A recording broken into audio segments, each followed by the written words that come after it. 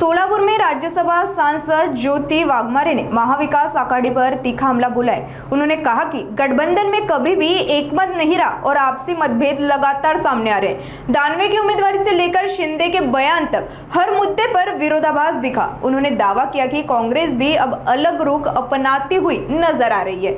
इस बयान से राजनीतिक माहौल गर्म हो गया है। आइए एक नजर डालते हैं सांसद ज्योति वाघमारे के विस्तृत बयान पर।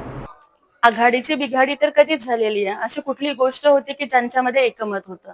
आणि आता अंबादास दानवेंच्या उमेदवारीमुळे तर मला वाटतं की त्यांच्यामधला विसंवाद हा चव्हाट्यावरती आलेला आहे। आणि त्याचबरोबर बघा ना की माननीय उपमुख्यमंत्री एकनाथजी शिंदे साहेबांनी फक्त एक अधिकचा उमेदवार देण्याची फक्त हूल दिली आणि उबाठांची बत्ती गुल झाली, म्हणजे ते उभारण्याचं सुद्धा धाडस करू शकले नाहीत। मग पराभवाची भीती वाटली किंवा काय वाटलं हे त्यांना माहिती। आणि महाविकास आघाडीमध्ये तर प्रत्येक गोष्टीवरून वादविवाद चालू आहेत। अगदी ज्येष्ठ नेते पवार साहेबांच्या उमेदवारीसाठी सुद्धा सुप्रियाताईंना प्रत्येकाकडे जाऊन विनंती करावी लागली। आणि आता तर काँग्रेस हा म्हणजे उघडपणानं वेगळा पावित्रा घेण्याच्या तयारीमध्ये आम्हाला दिसत आहे।